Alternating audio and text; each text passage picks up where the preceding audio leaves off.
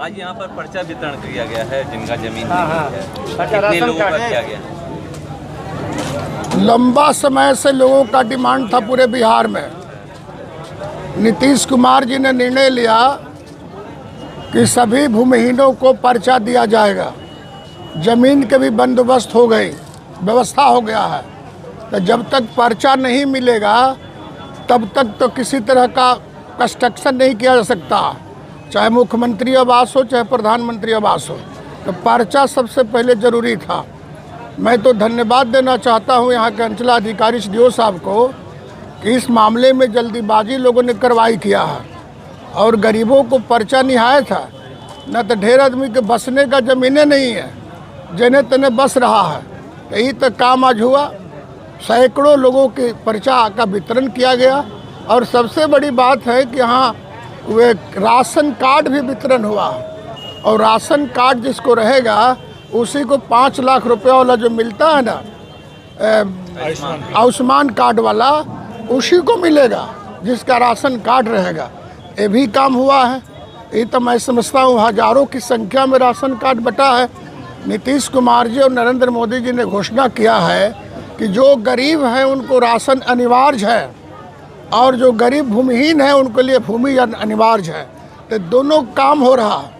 इसके अलावा भी कई योजनाएं हैं जो महिलाओं के लिए चलाया जा रहा है, आम जनता के लिए चलाया जा रहा है। और सबसे बड़ी बात है कि गरीब के शादी विवाह के लिए कहीं हॉल बुक कराने में खेत बेचना पड़ता था, कर्जा लेना पड़ता था। मुख्यमंत्री जी ने हर पंचायत में आपको बनेगा विवाह मंडप और उस विवाह मंडल पर गरीबों की बेटियां की शादी होगी और उसका सब देख रेख जीविका दीदी करेगी। और अस्पताल में 20 रुपये पर खाना, मैं समझता हूँ देश के अन्य राज्यों में इस तरह की व्यवस्था नहीं है। सब जीविका दीदी के हवाले किया गया।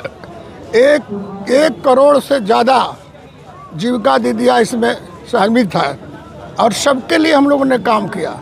जीविका दीदी को मानदेय बढ़ा दिया गया।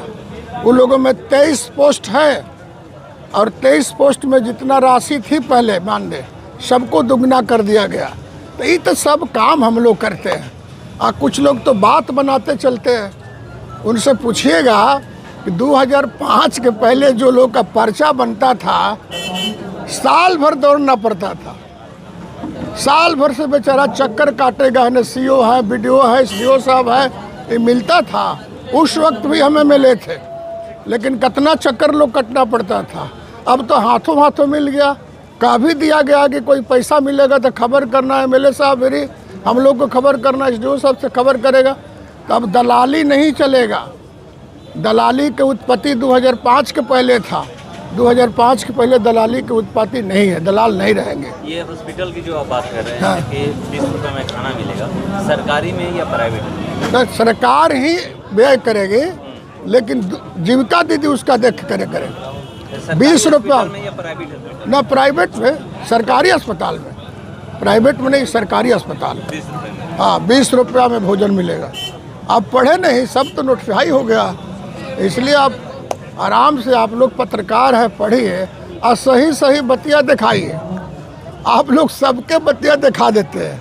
अरे जो काम करे उसकी प्रशंसा अखबारों में हो तो ठीक है, लेकिन जो काम नहीं करे, सुबह से लेकर शाम तक खाली कमीशन खोरी में लिप्त है, लूटने में लिप्त है, वैसे आदमी को भी आपके चैनल पर हम देखते रहते हैं।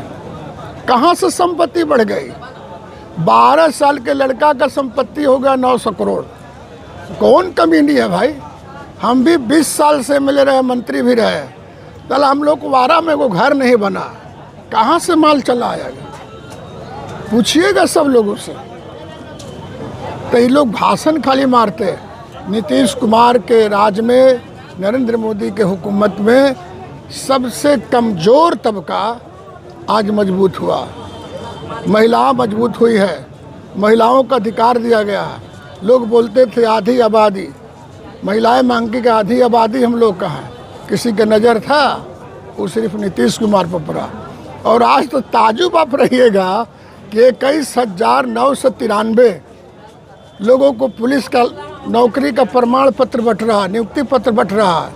उसमें 11,000 सिर्फ महिला है 10,000 पुरुष हैं। ये महिला सशक्तिकरण का दौर है और इसका कमांडर है नीतीश कुमार जी।